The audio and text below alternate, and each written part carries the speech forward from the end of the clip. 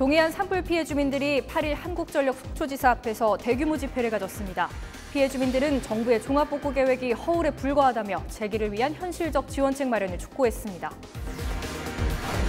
건조한 날씨 속에 강풍주의보까지 내려진 가운데 도내 곳곳에서 발생한 산불이 대형 산불로 이어지지는 않을까 산림당국이 경계태세를 늦추지 않고 있습니다. 5월 들어 영서 지역에 산불이 잇따르고 있습니다. 대부분의 산불이 부주의에 의한 실화로 나타나 입산자들의 각별한 주의가 요구됩니다. 가리왕산의 합리적 복원을 위한 협의회가 첫 현장 실사를 진행했습니다. 이 자리에서 산림당국과 강원도, 정선군의 날선 공방이 이어졌습니다.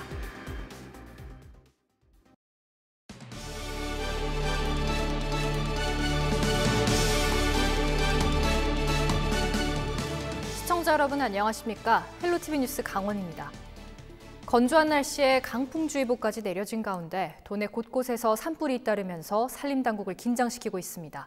더욱이 강원 산지와 동해안에는 9일까지 강한 바람이 예보되고 있고 다음 주까지 건조한 날씨가 이어질 것으로 전망되면서 산불의 비상입니다. 보도에 신강현 기자입니다. 강원지방기상청은 7일 오후 1시 30분을 기해 동해안과 강원 산간에 강풍주의보를 내렸습니다. 이에 앞서 오전 10시에는 동해안과 산지에 내려진 건조주의보가 건조경보로 격상됐습니다. 8일 새벽엔 최대 순간 풍속이 미시령 22.6m, 양양 18.1m, 동해 16.1m 등으로 나타나기도 했습니다. 더욱이 강풍특보가 발효 중인 강원 산지와 동해안에는 9일 오후까지 초속 18m의 강한 바람이 불 것으로 예보되면서 산림당국이 긴장하고 있습니다. 다음 한 주간에도 특별하게 비가 오는 날씨가 없기 때문에 습도도 매우 낮아져서 화재 및 산불 예방에 각별히 주의를 하셔야 되겠습니다. 지난 3일 건조주의보가 내려진 가운데 춘천과 인제, 홍천에서 산불이 잇따라 발생하면서 놀란 가슴을 쓸어내렸습니다. 이처럼 도내 곳곳에서 산불이 잇따르고 다음 주까지 건조한 날씨가 이어질 것으로 예상되면서 산림당국은 산불 대응을 강화하고 있습니다. 동해안 지역에 산불 진화 헬기 10대를 전진 배치하고 산불 진화에 즉시 투입이 가능하도록 했습니다. 대기가 매우 건조하고 산불 발생 위험이 매우 높습니다. 센터에서는 여기에 대한 만반의 준비를 갖추고 있고요. 현재 산불 재난 경보도 주위에서 경계 경보로 상향 조정됐습니다. 각 시군에서도 기상특보에 촉각을 세우고 산불 재난 방지를 위한 대응에 분주합니다. 강릉시는 산불 우려 지역에 감시 인력을 집중 배치하고 홍보 활동에 주력하고 있습니다. 진화대원과 감시원 등 250여 명을 요소에 집중 배치하고 산불 진화 차량도 읍면동에 비상 배치했습니다. 입산객 증가에 따라서 산불 감시원을 취약 지역에 집중 배치해서 지금 운영하고 있으며 홍보 대책으로는 8개 읍면의 임산물 불법 채취 금지 현수막을 300개를 개첨하고 지금 하고 있습니다. 산림당국은 기상 여건 등을 감안할 때 앞으로 산불 발생 위험이 매우 높은 것으로 판단하고 있습니다. 더욱이 산불 재난 국가위기 경보 단계도 지난 7일 주위에서 경보 단계로 높아짐에 따라 산불 경계 태세에 집중하고 있습니다. 헬로티비 뉴스 신강현입니다. 5월 들어 도내 곳곳에서 산불이 이어지고 있습니다. 특히 영동 지역에 비해 상대적으로 산불 발생이 적었던 영서 지역에 연쇄적으로 산불이 발생하고 있는데요. 다행히 대형 산불로는 번지지 않았지만 건조한 날이 이어지고 있는 데다 입산자도 늘면서 산불 위험이 매우 높습니다. 장진철 기자의 보도입니다. 푸름을 머금은 산 중턱에서 연기가 피오릅니다. 봄을 지나 여름을 향해 가는 5월에 영서 지역에 산불이 잇따르고 있습니다. 5월 들어 일주일간 도내에서 발생한 12건의 산불 중 11건이 영서 지역에서 발생했습니다. 지난해 단 한 건도 발생하지 않은 5월 산불이 최근 들어 영서 지역에 잇따르고 있는 겁니다.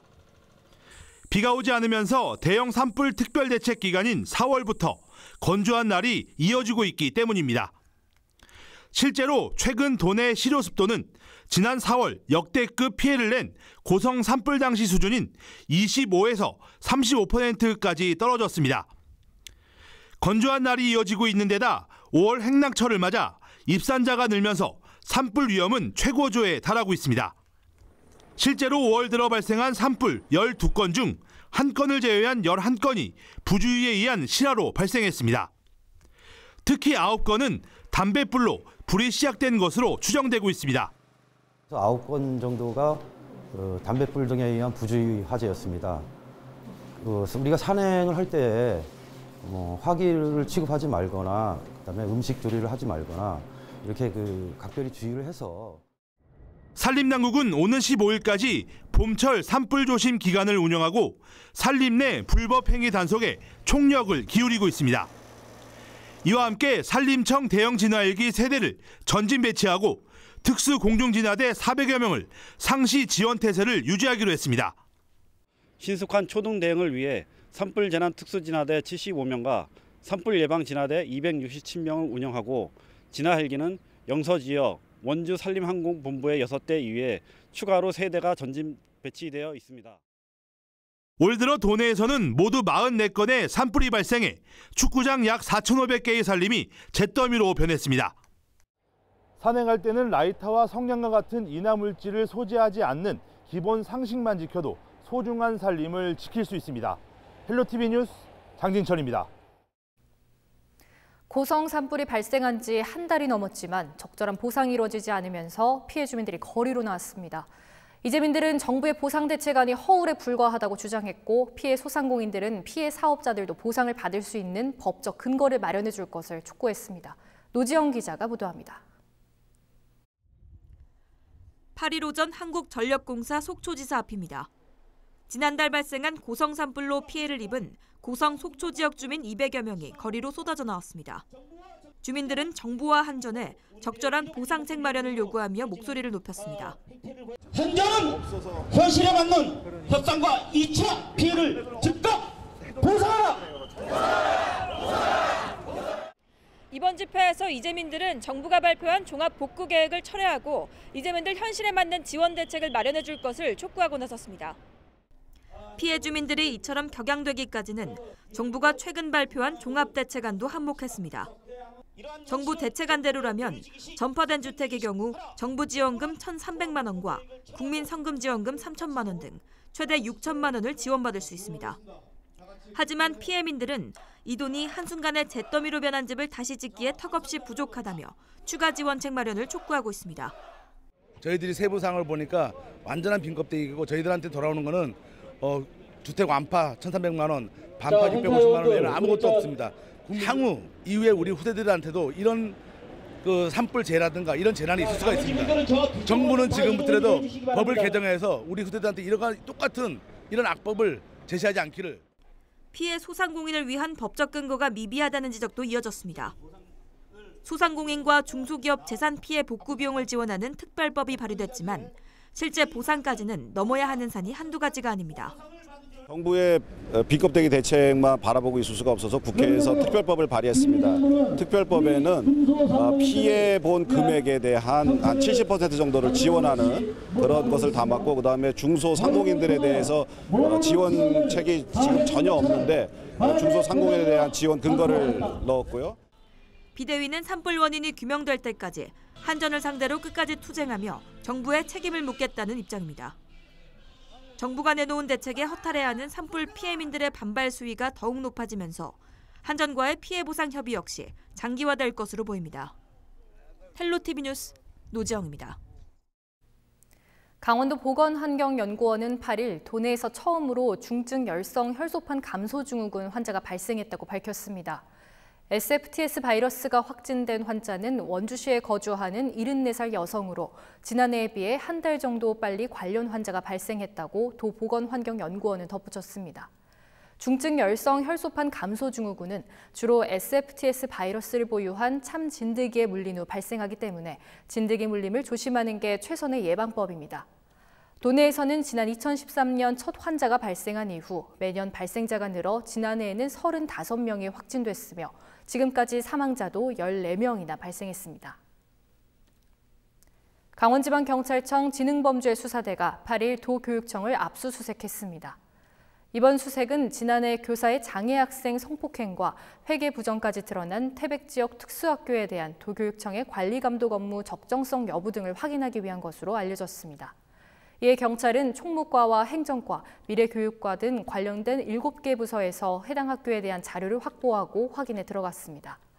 한편 올해 해당 학교를 공립으로 전환한 도교육청은 지난해 해당 학교의 횡령 여부에 대해 수사 의뢰를 하고 혐의가 드러난 교직원 7명을 직위 회제와 해임했습니다.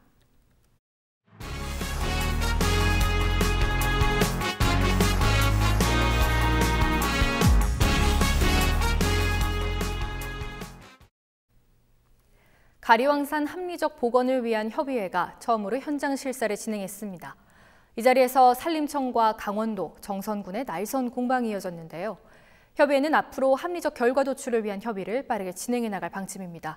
박건상 기자의 보도입니다. 평창 동계올림픽 당시 알파인 활강장으로 사용됐던 가리왕산. 올림픽 이후 정부는 곤돌라 등을 철거하고 전면 복원을 약속했지만 지역 주민들의 반대에 부딪혔습니다. 주민들은 곤돌라를 관광자원으로 활용하겠다는 주장인데 정부가 원만한 합의를 위해 협의체를 구성했습니다. 지난달 국무조정실 주관으로 구성된 가리왕산 합리적 복원을 위한 협의회는 7일 첫 현장 실사를 진행했습니다. 이 자리에서 산림청과 강원도 정선군의 날선 공방이 이어졌습니다. 가장 먼저 포문을 연 곳은 강원도와 정선군. 강원도는 생태계에 미치는 영향을 최소화하면서 곤돌라를 존치하겠다고 밝혔습니다. 또 기왕에 만들어진 이 곤돌라 시설을 추가적인 산림 훼손이나 환경 훼손 없이 이것을 그대로 존치해서 지역 관광 산업에 활용을 한다고 하면은 아까 말씀드린 대로 우리 정선도 스쳐가는 관광이 아니고 머물다 갈 수 있는 체류형 관광으로 전환되면서 산림청도 날선 반박에 나섰습니다. 정선 구그린 관리소장은 현장에서 쓰러진 나무를 잘라와 보여주기도 했습니다. 그래서 이 지역이 우수하다는 것이 희귀한 식생도 있고 물론 그런 것들도 있지만 여기 현재의 자생하고 있는 수정이 그리고 그 모든 식생들이 다른 지역보다 잘 존치되어 있다는 그런 것을 요 나무 하나라도 이렇게 볼 수가 있겠습니다. 협의회는 앞으로 경제적, 환경적 영향을 면밀히 분석해 이르면 6개월 내에 곤돌라 존치 여부를 결정하게 됩니다. 가리왕산 곤돌라 존치 여부를 두고 산림청과 강원도 그리고 정선군이 날선 대립을 하고 있는 가운데 협의회의 앞으로 행보에 관심이 모아지고 있습니다. 헬로티비 뉴스 박건상입니다. 고성군이 시민들에게 받은 후원 물품 가운데 우선적으로 가전제품을 이재민에게 배부하기로 했습니다. 품목은 TV와 세탁기, 전기밥솥, 전자레인지, 선풍기, 청소기, 헤어드라이기, 전기포트, 전기매트 등 9종이며 가구당 각 1대씩 배부될 예정입니다. 현재 고성 지역 이재민 가구 수는 약 400가구이며 임대주택에 115가구, 조립식 주택에 271가구, 이외 친척집 등에 29가구가 거주하고 있습니다. 고성군은 가구별로 전화로 수령 방법 등을 상세히 안내한 후 방문 수령을 원칙으로 하되 부득이한 경우 배송을 통해 전달할 예정입니다. 다만 냉장고의 경우 현재까지 접수된 물량이 부족해 이재민들에게 균등하게 지원할 수 있는 추가적인 방안을 검토하고 있습니다. 강원도가 산불로 피해를 본 주민들의 미시령 터널 통행료를 면제합니다.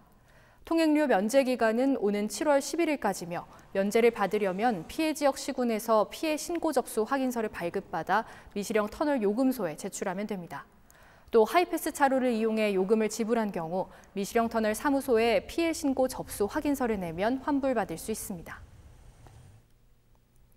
춘천 시민연대 등 8개 시민사회단체들로 구성된 춘천 세계 불꽃축제 반대 모임이 춘천 세계 불꽃대회 폐기를 요구하고 나섰습니다. 이들은 8일 논평을 통해 춘천 세계 불꽃대회에 대해 도지사와 시장, 도의회와 시의회의 입장과 결정이 각각 다르다며 폐기만이 답이라고 주장했습니다. 이어 이재수 춘천시장이 최근 도의회 동의 없이 대회 추진을 하지 않겠다고 한 발언은 당연한 결정이라고 덧붙였습니다. 특히 재정 마련에 대한 아무 대책도 없이 무턱대고 통과시킨 춘천시의회의 결정은 터무니없는 결정이라며 춘천시의회는 묻지마 거수기로 전락했다고 비난했습니다. 민주노총 공공운수노조 의료연대본부 강원대병원 분회가 지난 7일 병원 앞에서 집회를 가진 데 이어 파견 노동자들이 정규직 전환이 전혀 이뤄지지 않고 있고 용역업체의 갑질에 시달리고 있다고 주장하며 천막 농성에 돌입했습니다. 이어 오는 6월 말 계약 만료 시점까지 파견 용역직의 정규직 전환을 촉구하고 협의가 이뤄지지 않으면 오는 21일부터 공동 투쟁 파업에 나서겠다고 선언했습니다. 한편 강원대병원은 이미 지난해 직접 고용 인력에 대한 정규직 전환을 마무리했고 파견 용역 노동자도 지난달부터 직접 고용 전환을 위해 노조와 협의 중이라는 입장을 밝혔습니다. 강원도가 평화지역 활성화를 위한 콘텐츠 중 하나로 e스포츠를 선택했습니다. 접경지역 주둔 장병들을 대상으로 e스포츠 대회를 개최해 각 지역의 분위기도 달구고 색다른 볼거리도 만들겠다는 생각입니다. 성기석 기자입니다. 마우스를 쥔 손들이 쉴 새 없이 움직입니다. 커다란 모니터 속 게임 화면이 현란하게 변화하고 보는 이들의 정신까지 쏙 빼놓습니다. 언뜻 보면 여느 컴퓨터 게임 대회의 한 장면 같지만 오늘은 참가자들이 특별합니다. 이날 철원의 한 PC방을 가득 채운 이들은 군장병. 강원도와 한국 e스포츠협회가 함께 개최하는 2019 군장병 e스포츠 대회 예선전 현장입니다. 군장병 e스포츠 자체가 강원도에서 처음 열리는 거죠. 4단별로 경기도에서 4개 사단이 참여해요. 이번 대회에는 DMZ 인근 부대에서 근무 중인 군장병 360여 개 팀, 1,600여 명이 참가했습니다. 앞으로 2달 동안 각 지역별로 예선전을 펼쳐 결선에 오를 72개 팀, 350여 명의 선수를 가리게 됩니다. 결선전은 오는 7월 5일부터 이틀간 인제에서 개최됩니다. 강원도는 이번 대회가 장병들의 사기 신작뿐만 아니라 침체된 접경 지역의 상경기를 살리는 데에도 큰 기여를 할 것으로 기대하고 있습니다. 예선전이 열리는 동안 장병들이 주둔하는 평화지역의 분위기가 뜨겁게 달아오르는 것은 물론 7월 인제에서 열리는 이틀간의 결선전에는 유명 프로게이머 초청 경기와 인기가수 콘서트 등 다양한 볼거리도 마련돼 많은 관광객들을 불러 모을 것으로 예상됩니다. e스포츠를 평화지역의 색다른 문화 콘텐츠로 자리매김시키겠다는 강원도의 접근이 얼마나 성과를 거둘 수 있을지 주목됩니다. 헬로티비 뉴스 성기석입니다. 어버이날을 맞아 각 지자체들이 지역 내 어르신들에게 마음을 전하는 행사가 곳곳에서 열렸는데요. 대구 동구의 한 동에선 어르신들을 위해 도시철도 열차 한 대를 전세 내고 대구 도심 나들이를 떠났다고 합니다. 그 현장에 권수경 기자가 다녀왔습니다. 할머니 가슴에 카네이션이 피어났습니다. 주름진 얼굴엔 포근한 봄햇살 같은 미소가 번졌습니다. 기분이 좋지 뭐. 아들, 딸 가면서 좋고. 감사합니다. 대구시 동구의 어르신 74명이 봄소풍을 떠났습니다. 동구 주민협의체는 특별한 나들이를 위해 도시철도 3호선 열차 한 대를 통째로 빌렸습니다. 날씨도 좋고, 그리고 이거 지상철을 타고 가니까 내려다보는 경치가 비행기 타고 가는 것고 밑에 대구시가 나무 같은 거 다 보이니까 정말 좋아요. 3호선 용지역부터 종점까지 갔다가 돌아오는 약 2시간 코스. 문화 해설사의 설명을 들으며 몸이 불편한 어르신들도 걷지 않고 대구 도심 곳곳을 여행합니다. 대구 옛 시가지 모습을 떠올리며 서로 도란도란 이야기를 나눕니다.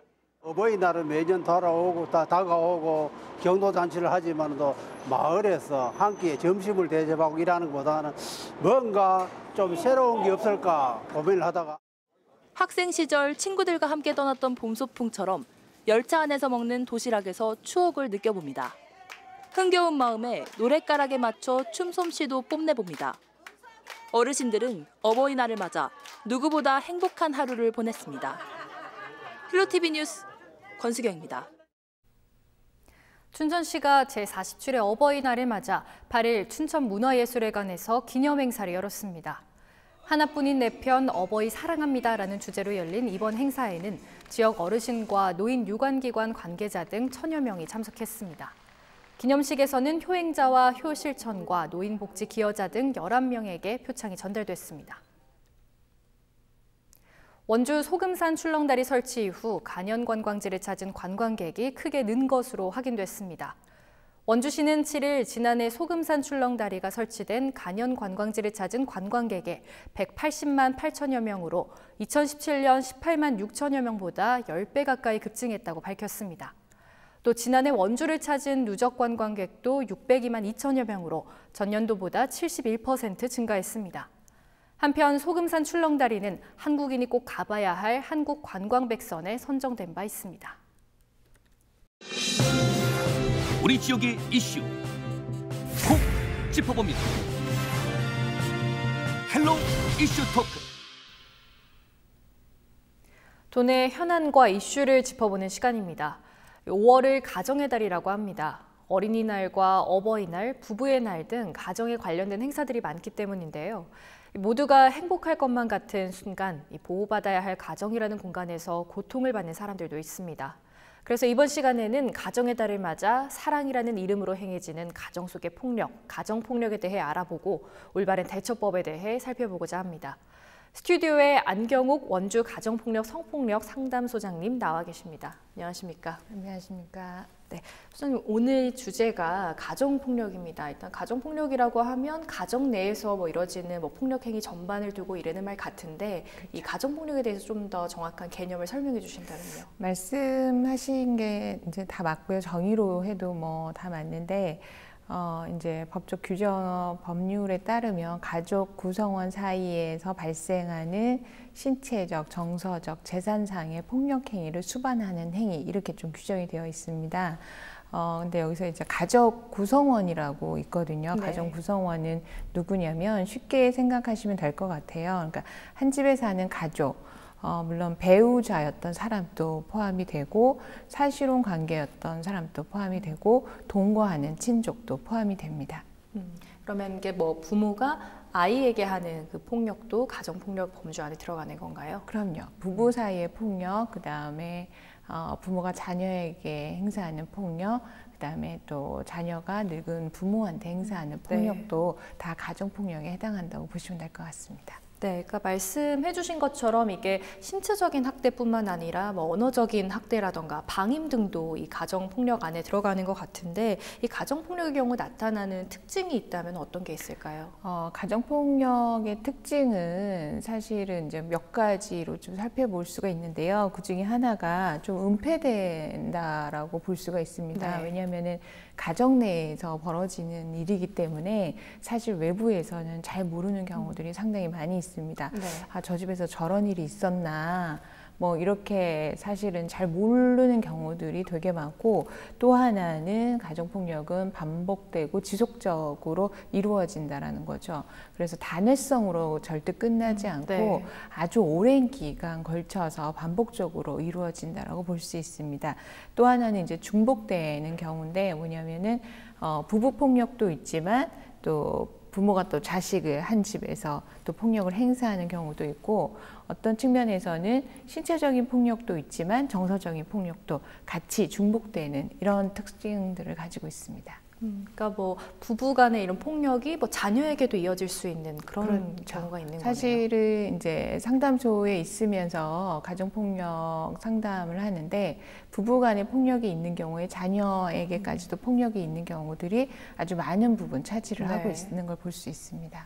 네, 일단은 보통 이 가정폭력을 사랑에서 휘두르는 매 이렇게 좀 착각하고 혼동하는 경우가 많은 것 같은데요. 특히 우리나라의 경우에는 이 가정에서 벌어지는 이 체벌을 옛날에는 좀 용인되는 분위기이기도 했습니다. 그래서 더욱 문제가 되는 것 같은데 흔히 이 가정폭력에 대해 잘못 알고 있는 경우가 많다고요.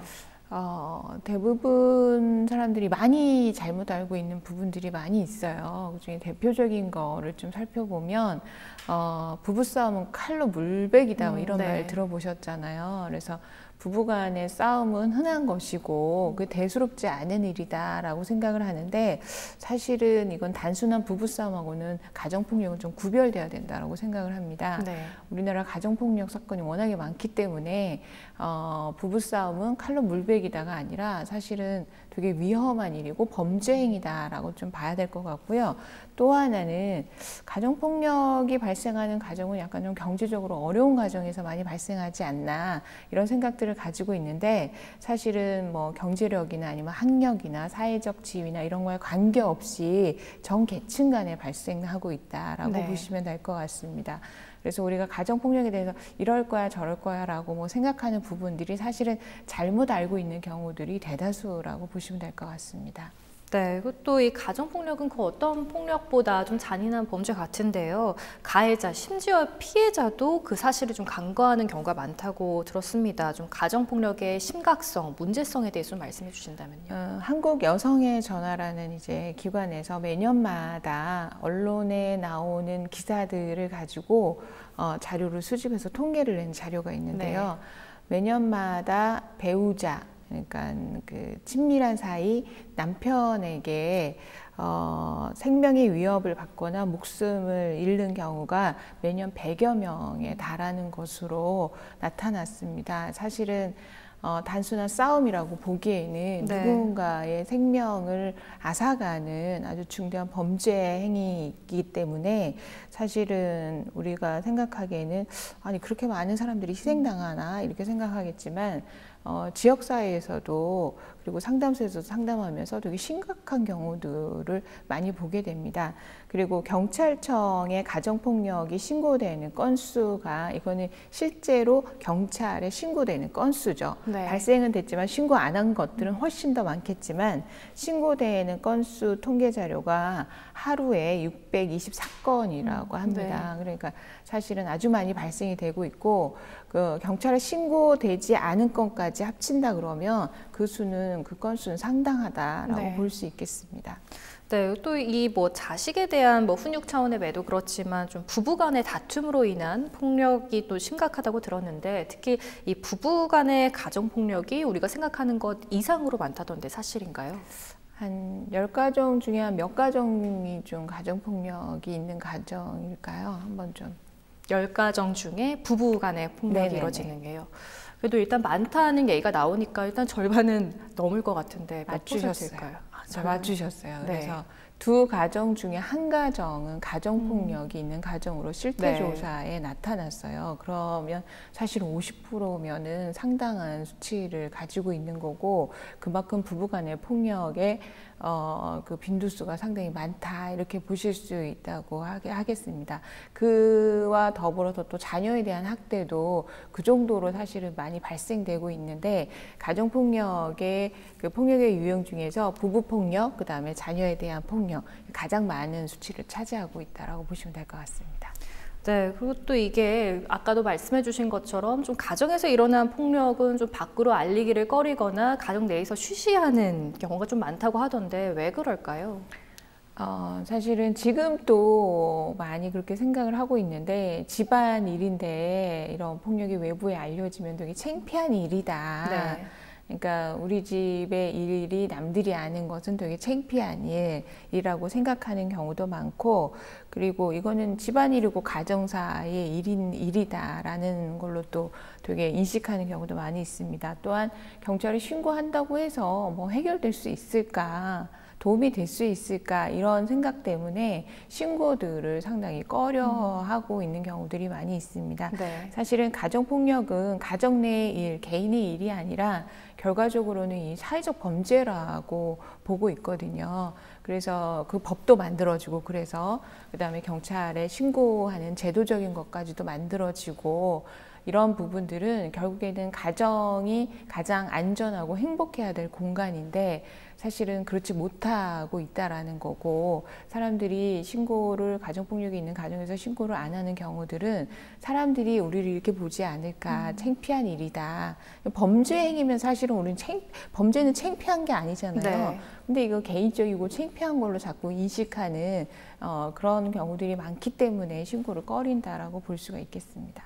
네, 이게 좀 특히 우리나라가 그런 것 같습니다. 좀 가정폭력을 두고 해외에서는 좀 더 엄하게 처벌을 하고 또 이게 심각한 중대범죄로 보고 있잖아요. 근데 그렇죠. 우리나라의 약간 분위기 특성상 이런 것도 있을까요? 그렇죠. 사실은 그 영향이 상당하다라고 볼 수밖에 없는 네. 게 과거에 보면은 사실은 부부간의 폭력 그 중에서도 아내 폭력은 되게 좀 당연시했던 그런 문화들이 있어 왔습니다. 네. 그래서 부거와 아내는 뭐 3일에 한 번씩 뭐 때려도 된다 뭐 이런 식의 것들이 과거서부터 이어져 내려오면서 잘못했으면 매로 다스려야 된다 뭐 이런 네. 생각들을 가지고 있다 보니까 사실은 우리 이제 유교적인 문화를 가지고 있는 우리나라에서 그런 가정폭력에 대한 인식들이 뭐 그럴 수도 있지라는 것들이 더 팽배해 있기 때문에 사실은 그런 부분들에 대한 사람들이 뭐 대수롭지 않게 여기는. 근데 이제 말씀하셨던 것처럼 외국 같은 경우에는 신고하면 바로 행위자, 가해자를 체포하고 그 처벌을 좀 엄하게 하는 이런 부분들이 많이 있습니다. 그래서 우리나라도 앞으로 좀 법이 좀 더 강화돼야 되고 가정폭력을 행사하는 사람들은 일반 외부에서 사실은 누구한테 맞으면 사실은 되게 그 처벌되는 수준에 비해서 가정폭력은 처벌 수위가 상당히 약하거든요. 네. 그러다 보니까 가정폭력을 행사하신 분들이 이거 무슨 죄, 이게 무슨 심각한 죄냐 이렇게 받아들이시는 분이 많이 있습니다. 가정폭력 사건으로 신고가 되면 모두 다 형사처벌이 되는 거는 아닌데 법원에서 보호처분이 됩니다. 그중에 보호처분 중에 하나가 상담 위탁이 있는데 네. 저희 상담소에서 상담 위탁 처분 받으신 분들을 교육을 하거든요. 네. 그러니까 가정폭력을 행사하신 분들이 와서 교육을 받는 거죠. 이분들이 처음에 와서 하시는 얘기들은 뭐 별것도 아닌 거 가지고 이제 이렇게 내가 여기까지 오게 됐다. 그래서 되게 불만이 많다. 아내가 문제가 있다. 아내가 교육을 네. 받아야 된다. 이렇게 얘기를 하시면서 범죄라고 절대 인식을 못 하시는 경우들이 다반사입니다. 그래서 교육을 통해 가지고 가정 내에서 일어나는 폭력들은 되게 심각한 범죄 행위다라는 것들을 좀 인식시키고 그래서 가정 내에서 폭력이 재발되지 않을 수 있도록 상담 위탁으로 교육을 좀 하고 있거든요. 그러다 보니까 그런 분들은 이제 교육을 하고 이러면서 느끼는 점은 지금 또 여전히 가정폭력이 대수롭지 않은 일로 사람들이 많이 인식하고 있구나라는 걸 좀 깨닫게 되죠. 그러면 또 이제 그렇게 상담을 받으러 오신 분들이 이게 뭐 범죄냐 이렇게 말씀하시는 거 보면은 그렇죠. 좀 재발률도 높을 수밖에 없겠네요. 가정폭력의 재범률 높습니다. 30% 이상 이렇게 보고되고 있는 상황인데 사실은 지금 현재 우리나라의 법적인 제도적인 장치들, 뭐 상담 위탁 처분, 사회봉사명령, 보호관찰, 뭐 이런 것 등을 통해서 법원에서도 부부 상담도 명령도 내리기도 하거든요. 네. 그래서 재범을 방지하기 위한 다양한 노력들을 하고 있기는 합니다. 그래서 제가 상담 위탁으로 상담소에서 교육을 하면서 느끼는 점은 효과가 있다. 네. 이분들이 사실은 오지 않았다면 또 폭력이 재발될 수 있는 가능성이 많았을 텐데 본인들이 나중에 교육을 받고 끝나면서 좀 많은 걸 배웠다, 알게 됐다, 앞으로 이러면 안 되겠다라는 것들을 좀 다짐하고 가시는 분들이 많이 계시고 물론 다시 오시는 분도 계시기는 네. 합니다만 그렇게 상담 위탁으로 교육받고 안 오시는 분들의 비율이 훨씬 더 높죠. 그래서 그런 쪽으로 좀 더 제도적으로 보완을 한다 그러면 재범률을 좀 낮출 수 있지 않을까 싶습니다. 네, 그러니까 가장 안전하게 좀 보호받아야 할 공간인 이 가정에서 벌어지는 폭력 때문에 가정폭력 피해자들은 좀 심신이 피폐해질 것 같은데 피해자들은 좀 어떤가요? 아까 가정폭력의 특징이 반복적이고 지속되고 은폐된다라고 말씀을 드렸잖아요. 그러다 보니까 폭력에 지속적으로 노출이 되다 보니 피해를 입은 피해자분들이 사실은 상당히 우울하고 무기력해지는 경우들이 많이 있습니다. 자존감도 떨어지고 그래서 개인 혼자의 힘으로는 사실은 그런 폭력의 상황에서 벗어나지 못하게 되는 지경에 이르게 됩니다. 네. 누군가의 도움이 필요로 누군가의 도움이 없다면 그 속에서 사실은 벗어날 수가 없어요. 아울러서 대부분 이제 부부폭력 중에서 아내폭력은 이 아내분이 경제적인 자력 능력이 없다 그러면 더더군다나 그 폭력에서 벗어날 수가 없게 되는 거죠. 그 다음에 이제 폭력에 대한 공포심이 가지고 있기 때문에 그런 것들을 다시 재경험하게 되는 거죠. 반복적으로 이루어지기 때문에 항상 두려워지고 나중에는 그런 폭력을 행사하는 배우자나 행위자의 말을 더 듣게 되는 이런 상황이 발생이 됩니다. 그리고 그러다 보니까 혼자서 뭔가를 하겠다는 뭔가 생각들을 좀 잘 못하게 해서 독립심이 이제 결여가 되고 만성적인 우울감들을 겪게 됩니다. 그래서 주변에서 왜 이렇게 많이 예전보다 달라졌냐, 우울하냐, 어디가 아프냐, 뭐 이런 얘기들을 이제 하시는 경우들을 조금 더 유심히 들여다보면 뭔가 문제가 있을 수가 있고 그 가정에 가정폭력이 일어났을 수 있는 가능성이 충분히 있다, 이렇게 보여질 수가 있습니다. 무엇보다도 가정폭력에 있어서 이 후유증이 가장 큰 경우는 자녀폭력에 대한, 그러니까 아동학대죠. 학대 자녀들에 대한 후유증이라고 저는 좀 보고 있거든요. 상담을 하면서 물론 부부간의 폭력의 피해자들이 겪는 후유증도 상당히 크지만 그 자녀들이 겪는 후유증은 사실은 성인이 돼서도 지속될 수가 있는 부분들이 있기 때문에 자녀에 대해서 훈육이라는 이름하에 폭력을 하고 학대를 하는 부분들은 반드시 우리 사회에서 근절돼야 되는 것 중에 하나라고 생각을 합니다. 네, 그러니까 방금 말씀해 주신 것처럼 이제 가정폭력에 지속적으로 노출되다 보면 피해자도 본인이 거기에 무기력하게 반응할 수밖에 없는 거잖아요. 그러니까 가정폭력을 모르는, 그 상황을 모르는 사람 입장에서는 신고를 하면 되지, 뭐 왜 맞았냐, 이렇게 피해자를 좀 자책하는 경우가 있잖아요. 그렇죠. 폭력이 발생됐는데 왜 맞고 살아? 그러면 나 집에서 나오면 되지, 경찰에 신고하면 되지 라고 쉽게 얘기하는 경우들이 있는데 사실 그렇지 않습니다. 아까도 잠깐 말씀드렸지만 피해자들이 스스로 벗어나기가 상당히 어려워지게 되는 거죠. 초기가 아니라면. 그래서 그렇게 단순한 말로써 피해자를 사실은 도울 수 없어요. 그건 피해자를 비난하는 일이고 결국은 또 맞을 만한 게 있으니까 맞은 거 아니야? 라는 보는 시선들은 피해자로 하여금 더욱더 자신의 피해를 드러내지 못하게 하고 도움을 받을 수 없게끔 만드는 거기 때문에 가정폭력에 대해서 쉽게 뭔가를 평가하거나 왜 신고를 하면 되지, 왜 맞을 짓을 하지 않았나, 뭐 벗어나면 되지라고 그렇게 좀 쉽게 말하는 것들은 좀 조심하셔야 되는 부분이라고 생각을 합니다. 네, 그러니까 이야기를 나누다 보니까 왜 가정폭력이 발생하는 좀 안타까운 마음이 드는데요. 이 원인을 알면 좀 해결 방법도 보다 수월하게 찾을 수 있지 않을까 싶은데, 뭐 처한 현실과 상황에 따라 그 이유는 다양하겠지만 좀 보편적으로 봤을 때 가정폭력이 발생하는 이유는 무엇일까요? 가정폭력이 발생하는 뭐 원인들은 뭐 다양합니다. 다양한데 가정폭력을 행사하는 이유는 상대방을 통제를 하고 지배하기 위한 수단으로 폭력을 행사하는 거죠. 이를테면 자녀에 대한 폭력도 내 말을 들어야 돼 라고 이제 얘기를 하는 거고, 엄마 말대로 아니면 아빠 말대로 이렇게 해야 돼 라고 통제하기 위한 수단으로 쓰여지는 거죠. 소유물로 보면서. 네, 그런 것도 있고 부부간의 폭력도 마찬가지입니다. 그 폭력을 행사하는 게 다만 화가 나서 폭력을 행사한다라는 것도 있겠지만 이 폭력을 행사함으로써 상대방이 내 말을 듣도록 하는 그런 걸로 폭력을 행사하는 거죠. 통제하려고 하는 수단으로 폭력을 사용하기 때문에 근본적인 원인은 가정폭력을 행사하는 근본적인 이유는 지배와 통제에 있다, 이렇게 보시면 될 것 같습니다. 네, 일단은 그러면 이 가정폭력을 예방할 수 있는 방법은 있을까요? 있죠.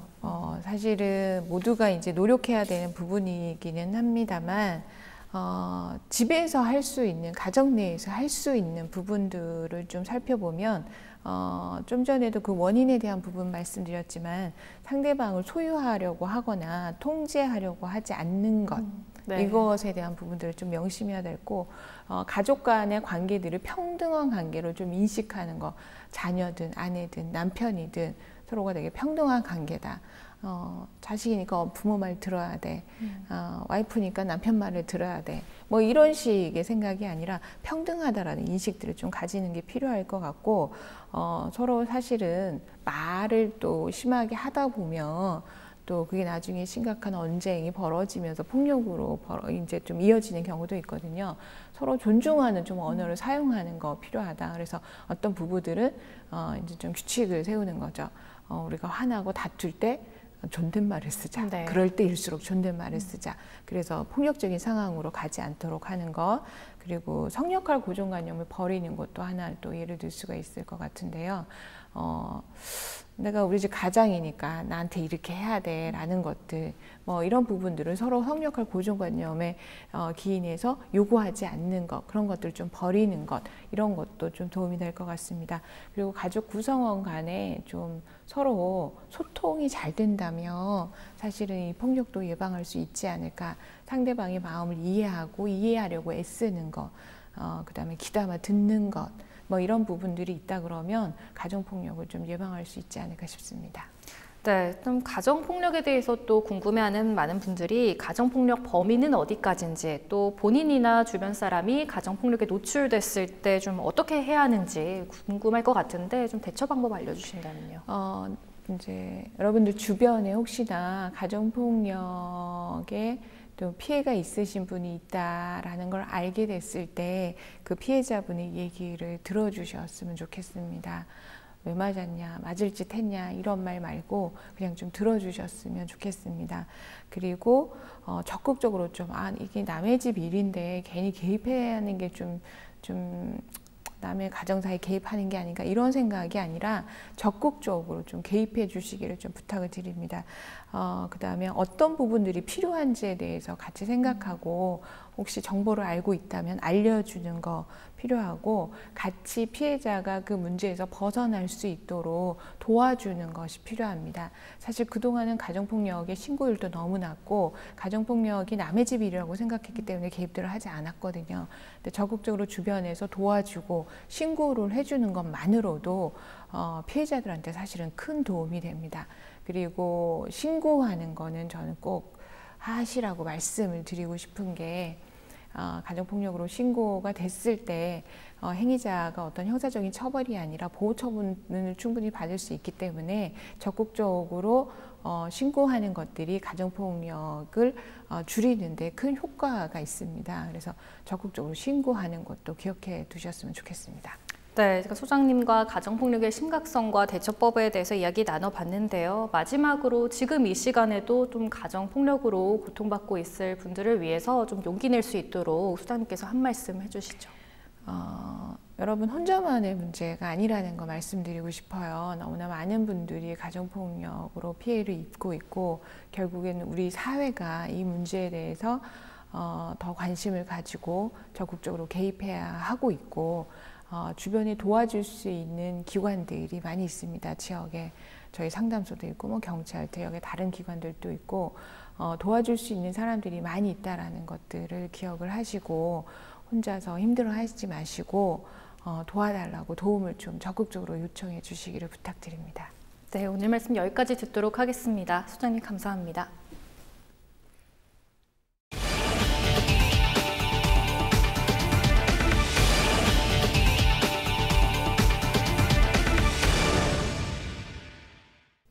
이어서 날씨입니다. 5월 9일 목요일 우리도 저녁 구름 많다가 오후부터 차차 맑아지겠습니다. 강원도 전역에 건조특보가 발효 중이고 매우 강한 바람이 불고 있습니다. 산불 등 각종 화재 사고에 유의하시기 바랍니다. 아침 기온 춘천 9도, 원주 10도, 강릉 16도 등으로 전날보다 기온이 3, 4도 정도 오르겠습니다. 낮 기온 춘천 24도, 속초 26도, 강릉 27도로 전날과 비슷하겠고 대기 확산도 원활해서 미세먼지 농도 또한 보통 수준 유지하겠습니다. 이어서 주간 날씨입니다. 영서 지역 이번 주 맑은 날들이 이어지겠고 예년 수준의 기온을 보이며 포근하겠습니다. 영동 지역도 따뜻한 완연한 봄 날씨를 회복하겠습니다. 이달 중순까지는 뚜렷한 비 예보가 나와 있지 않습니다. 메마른 날씨 속에 큰 불 나지 않도록 각별히 조심해 주셔야겠습니다. 우리 지역 바다 날씨입니다. 동해 전해상 구름 낀 흐린 날씨를 보이겠고 먼바다를 중심으로 파도의 높이가 3m로 높게 일겠습니다. 전국 날씨입니다. 목요일 전국에 구름은 많지만 맑은 날씨가 되겠습니다.